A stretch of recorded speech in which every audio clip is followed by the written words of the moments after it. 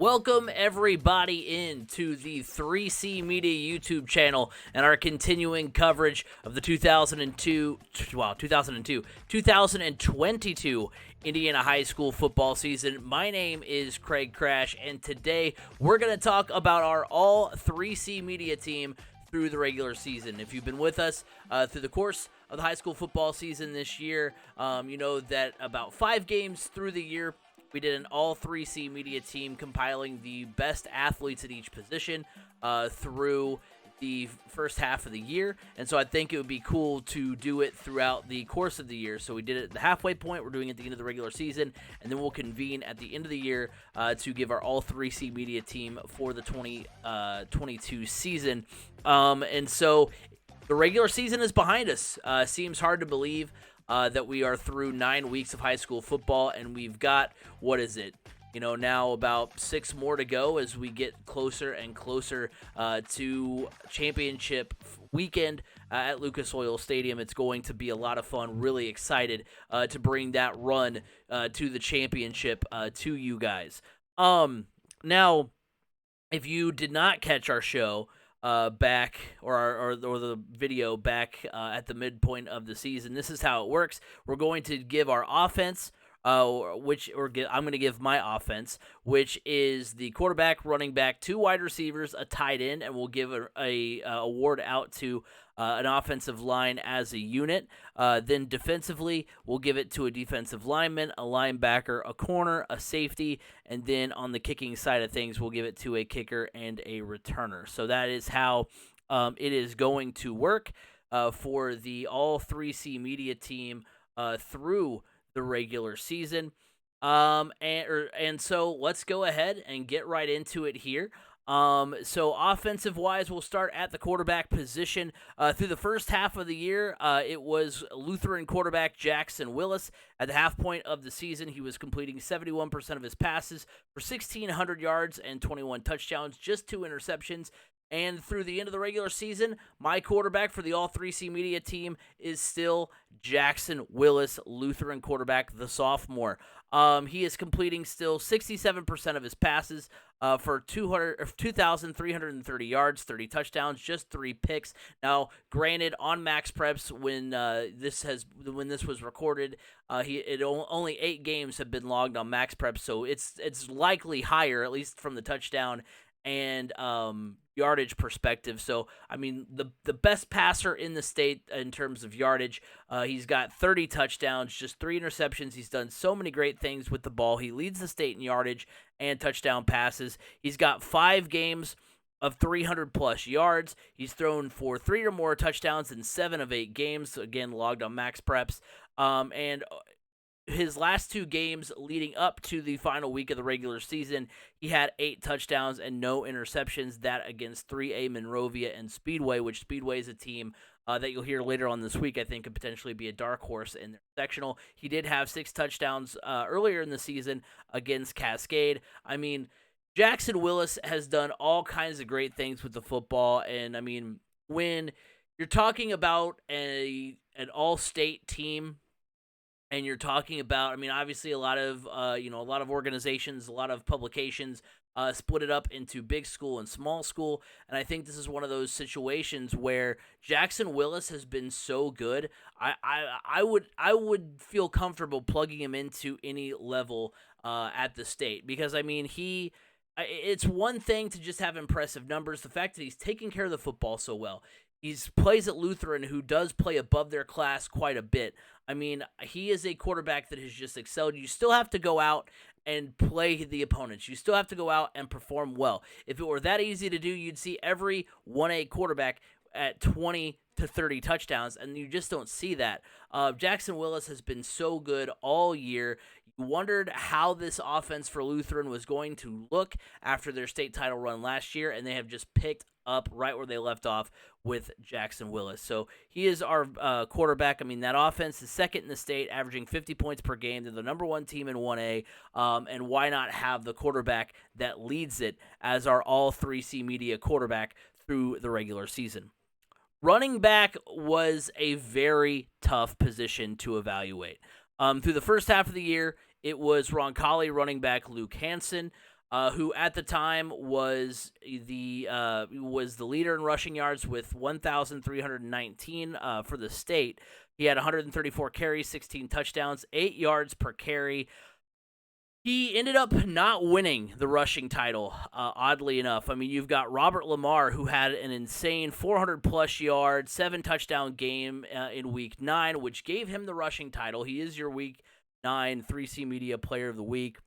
Just an insane performance. He doubled what was his season average in terms of yards per game. He was steadily between 200 and 300 yards each week. You know, I've heard clamoring on the channel for Kyle Turanchik, sorry, I'm pronouncing that wrong, in his 35 touchdowns. Liam Farmer from Cascade has a couple more touchdowns and a better yards per carry. So, I mean, there were a lot of the running back position is tightly contested, and though it was Luke Hansen through the first half, and I'm still going with Luke Hansen through the end of the regular season, I can see the running back race being different at the end of the season and being decided by the sectional and state championship run, because there are so many great running backs that you could give this accolade to. Like I said, I am still going with Roncalli running back Luke Hansen. The senior at the end of the regular season has 2,237 rushing yards on 301 carries. He's one of only two joining Robert Lamar as far as running backs over 2,000 yards in the state. He's got 25 touchdowns, just 2 fumbles, 2 receiving touchdowns as well. He averages 7.4 yards per carry. He has 3 games of 300-plus yards, 7 games of 200-plus yards. He was just 2 games held under 200 yards. His season low was this past weekend against East Central, which that did allow Robert Lamar from Clarksville to pass him for the rushing title. He had 5 touchdowns in the opener, 4 games of 4 touchdowns or more, 7 games of 2+ touchdowns. So I know that there are a lot of running backs who are deserving of this accolade. There have been a lot of good rushing performances in the 2022 season. I still want to go with Luke Hansen for now. He is one of the 2 running backs above 2,000 yards, as I mentioned. Roncalli is number 2 in 4A, and I'm not ready to move off of him as of yet. Now, if Roncalli has an early exit, let's say Clarksville has a little bit of a run, let's say Cascade has a little bit of a run, and it's on the shoulders of Liam Farmer, on the shoulders of Robert Lamar, then I might be more inclined to potentially make that leap. But Luke Hansen so far is my RB1 through the end of the regular season. Moving on to the wide receiver position. Through the first half of the year, it was Calumet wide receiver Terrell Caldwell and Lutheran wide receiver Micah McKay. At the end of the regular season, at the time of recording this, there are 4 wide receivers over 1,000 yards receiving in the state. Terrell Caldwell is one of them. The other 3 are Brad Schultz from Triton Central, Mylan Graham from New Haven, and Columbus North's Cooper Horn. Now, Mylan Graham did not lead any of those 4 statistically. So he's out. So he did not lead any of those other 3 receivers statistically in any category. So I did not pick him. So it was between those 3. It was between Terrell Caldwell, Brad Schultz, and Cooper Horn. And who I'm going with for my wide receiver 1 is Brad Schultz from Triton Central. He's a senior. It was really close with him and Terrell Caldwell through the first half of the season. But I just wanted to see a little bit more out of him, and he has delivered. I mean, he leads the state in receiving yards with 1,227, 20 yards per catch, 136 yards per game. He has 2 200-plus yard games, 7 100-plus yard games, 14 touchdowns, 3 games with 3 touchdowns. He has the most receptions of anyone over 1,000 yards in the state. So, I mean, you know, he's just had, like I said, 2 200-plus yard games, 7 100-plus yards game, 14 touchdowns, 3 games with 3 touchdowns or more. I mean, you look at those stats, and they're just incredible. That he's just been so consistent, so productive on the offensive side of the football, in the receiving position. Triton Central is a top 10 team in 2A, and the offense is rolling. They're a top 50 team in the state in terms of points per game. So Brad Schultz just put together one of the most complete seasons at the wide receiver position. Now, as far as my wide receiver 2, I am going to go with Columbus North wide receiver Cooper Horn.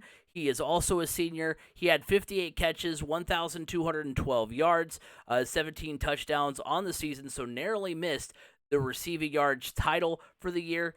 Second in the state in receiving, most touchdowns among receivers, over 1,000 yards.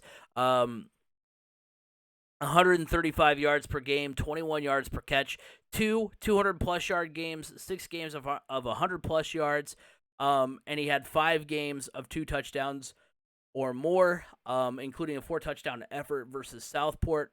Columbus North has not had the greatest of seasons, but Horn has been a bright spot. Now, I do want to note that it was close between him and Terrell Caldwell, but Caldwell's numbers have dipped a bit in the second half in terms of consistency, although even with that dip, he's still one of the best wide receivers in the state. So he's right there. I can see Calumet potentially going deeper in the state tournament than Columbus North. So if that's the case, I can see if Caldwell has some big games, I can see Caldwell making that leap back into the running for wide receiver 1 or 2 on the All-3C media team. So I can see that happening very much so. Now, looking at the tight end position, through the first half, it was a fantastic story. Indiana School for the Deaf had a fantastic run going through the first part of the year, and part of that great run was tight end Dylan Puente. He had 20 catches for 502 yards, which led tight ends, and 6 touchdowns. The problem is, Max Preps doesn't have his update on those stats. So whoever's logging those stats into Max Preps has not updated him since the halfway point. So it's really tough to tell where he is. Now, it's very possible that he is above that mark, but when you don't have that to go on, it's very hard to get statistics, very hard to figure things out. Unfortunately, I can't give it to him through the regular season. Instead, we're going to go with the Calb tight end, Derek Overbay. The senior this year is 74th in the state in receiving with 512 yards. He has 12 yards per catch and 10 touchdowns. He has three touchdown games. 3 games of 90-plus yards or more. He's made his career high in receptions, receiving yards, and touchdowns. It was a toss-up between him and South Adams tight end Brady Beal, but the numbers for Overbay pop a little bit more, despite being on a worse team record-wise and on an offense that is outside the top 50 in the state. So. And Overbay is doing this on an offense that is outside the top 50 in the state. So he has been one of the most productive members of an offense that isn't all that great. So, it was a close race here, but I'm giving the slight edge to Derek Overbay, and we'll see again what the state tournament will hold. And finally, rounding out the offense, the offensive line through the first half of the year. It was New Pal. Their offensive line was first. The running game was top 15 in the state. Their offense was clicking. They were the number 1 team in 4A. They had one of the top teams in the state, which is all still true. I mean, they are still, a great offense, are still one of the best teams in the state.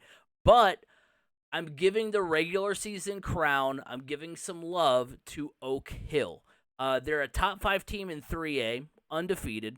Running back Kyle Turnenchik has rushed for 1,700 yards, 5th in the state, and 35 touchdowns, which leads the state. And they're a top 10 offense in the state, averaging 46 points per game. So they have just been incredible all year. A great team on the whole. The running back numbers always is something you want to take into consideration, just because of the fact that, obviously the offensive line is a big part of that. And then when you have one of the great offenses overall in the state that also does wonders for the perception and the offensive line, that offensive line has been doing well all year. So giving the shout out to Oak Hill through the first half of the year. Now, before we transition over to the defensive side, I do want to give a little shout out, not just do the normal stuff, reminding you to like us on Facebook, 3C Media, go follow us at 3C Media Sports, reminding you to subscribe on the YouTube channel at 3C Media on YouTube. Go over to the TikTok page, 3C Media. and reminding you to listen to the Crash Course Podcast weekly on Apple Podcasts, Google Podcasts, and Spotify. But also, I want to let you guys know and remind you that we will be live every Friday through the course of the postseason on TikTok. Planning on going live typically between 8:30, 9 o'clock this first week. Sectional opener, probably a little bit later because I've got family in town. But I do plan on being live, so pay attention to the socials for that. Make sure you're locked in, and if you do happen to miss any of those lives, we will then post it to YouTube. So make sure you guys are locked into that for our coverage through the duration of the postseason, and of course our sectional preview show, which will be coming out on Thursday. So just want to keep you guys aware of that. Now, switching gears over to the defense, we'll give you a defensive lineman, a linebacker, a corner, and a safety. Starting with the defensive line, through the first half, it was Carroll, defensive end, Royce Jones. He had 6 sacks at that point, 7th in the state.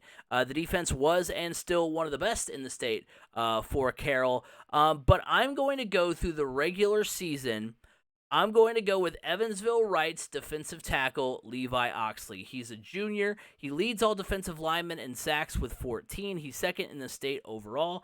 He averages 1.6 sacks per game, 97 total yards lost that he's contributed to. 2 games of 3+ sacks, 5 multi-sack games, 51 tackles, 16 tackles for loss on the year. I mean, he's part of a 9-0 Wrights team that is top 10 in 4A and a defense that is ranked 30th in the state in points allowed per game. It was really close between him and Fisher's defensive end, Brady Wolf, who is a 2-time 3C Media Player of the Week award winner. But, he's got 12 sacks of his own, but Oxley has just better numbers, and the defense is better on the whole. So, I mean, when you can be a standout contributor on a defense that is already one of the best defenses in the state of Indiana, that goes a long way. So tip of the cap to Levi Oxley, who is also your Week 9 3C Media Player of the Week for his performance against Mater Dei. Another fantastic 3-sack effort in that one. As far as linebackers are concerned, through the first half, it was Calumet linebacker David Flores. He had 61 tackles, 15 tackles for loss, 5.5 sacks through 5 games, 9th in the state in tackles, and he was tied for the state lead in tackles for loss. But through the regular season, I am going to go with Lawrence Central linebacker Tylen Cunningham. The senior so far, he has been just outstanding. All 15 of the top 15 tacklers in the state have 110 tackles or more. 14 are linebackers. So 14 of the top 15 tacklers in the state are linebackers. Of course, Tylen Cunningham included in that stat. 6 have 75+ solo tackles. 4 have 11.5 or more tackles for loss, but only one of them has 5 sacks.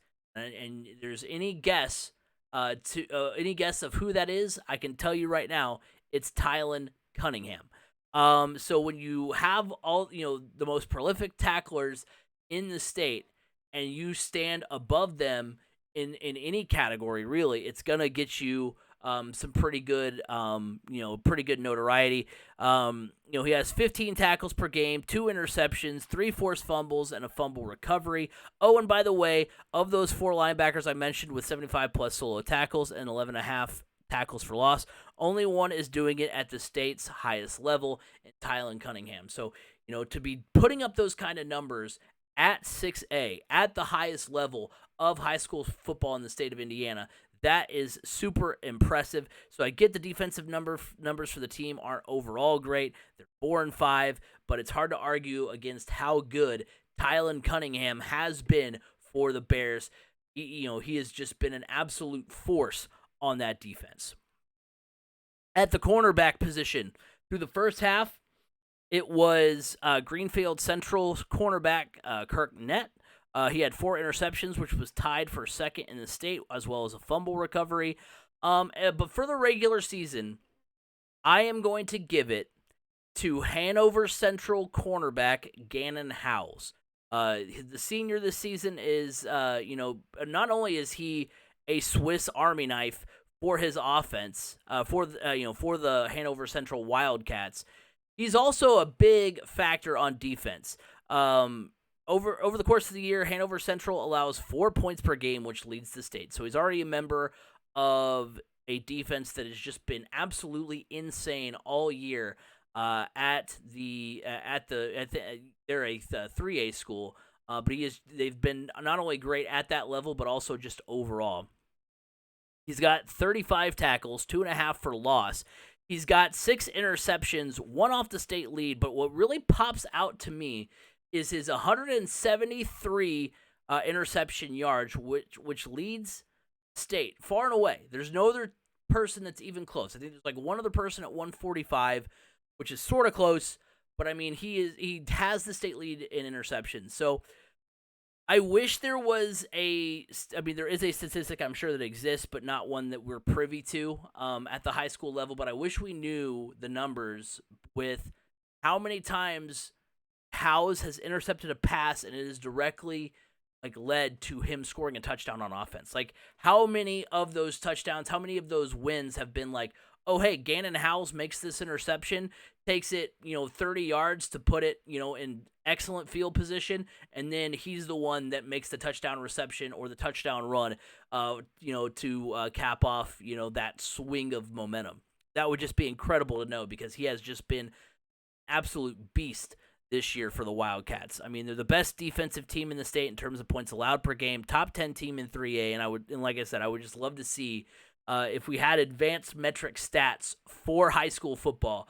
I would love to see those numbers for Gannon Howe, because it would be incredible.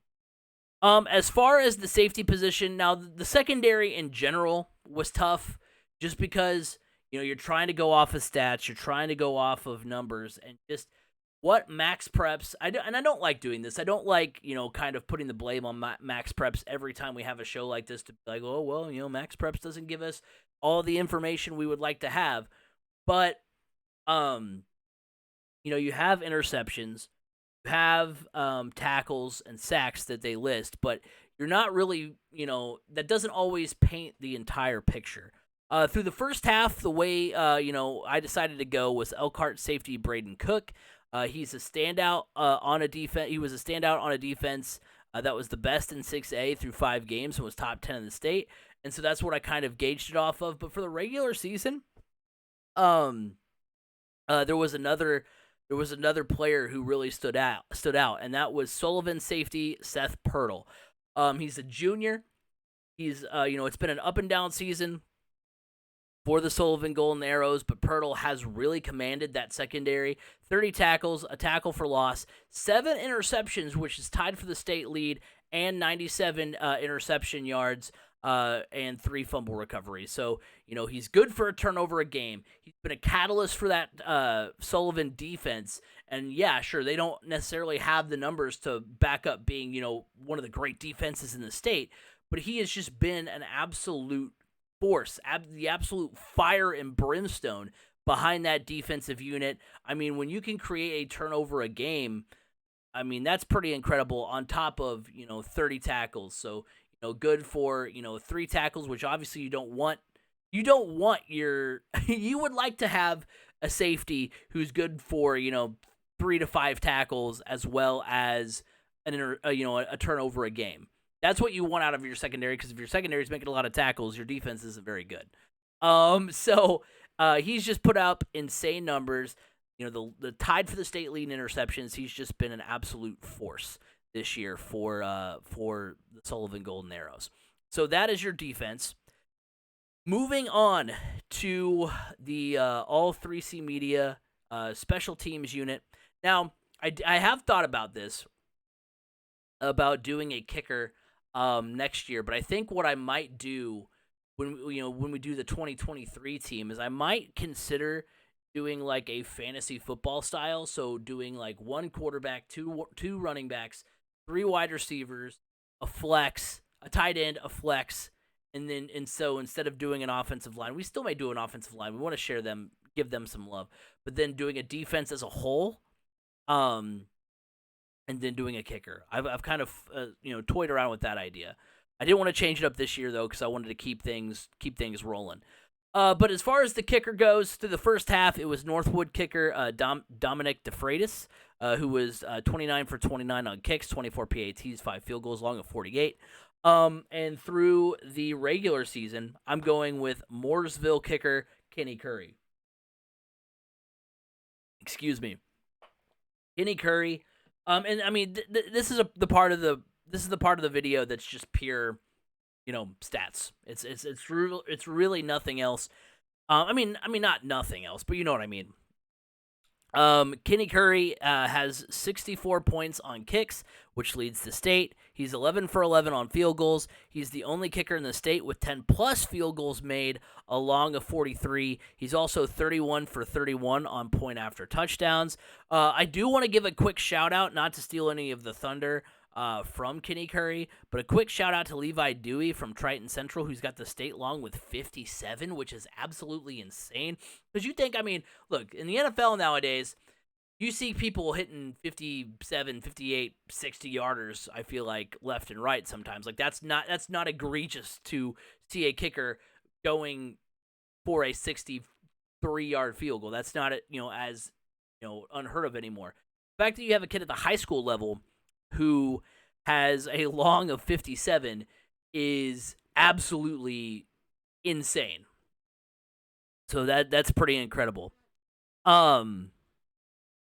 So yeah, Kenny Curry though is your kicker through the regular season. And then as far as our return man, through the first half, it was South Putnam wide receiver Wyatt Switzer. He was top 40 in the state in terms of return yards, 212 total.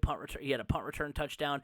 He and Peyton Crickmore at the time were a dynamic duo for that South Putnam team. I mean, that South Putnam team was, and still is, incredible. And a big reason was that return game. But what stood out for me as we got down to the end of the regular season was Shenandoah wide receiver Mason Lewis. He's a senior. He's one of 5 returners in the state with 500 return yards. All have come on kickoffs. He's 4th in return yards in the state with 546.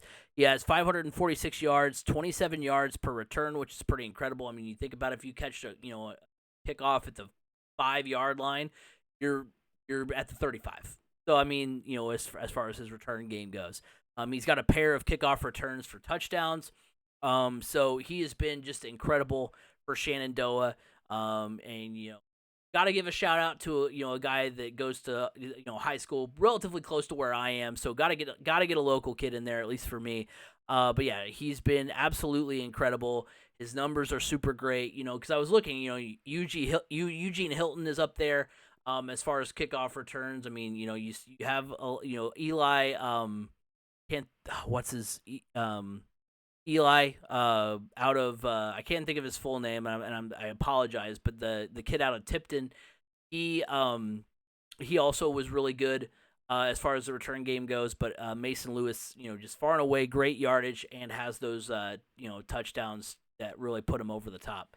So looking back at the team, just a quick recap: quarterback Jackson Willis, running back Luke Hansen, Brad Schultz and Cooper Horn at wide receiver, Derek Overbay at tight end. Our offensive line is from Oak Hill. And then as far as the defense goes, you've got Evansville Wright's defensive tackle, Levi Oxley. You've got Tylen Cunningham. You've got Gannon Howes, and you've got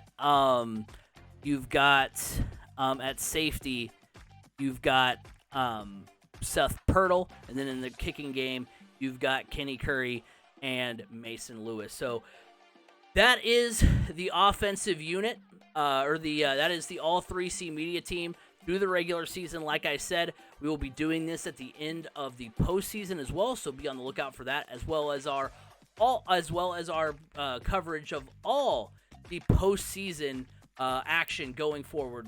Live on TikTok on Fridays with the if you miss it, that'll go onto YouTube over the course of the weekend. Saturday most likely.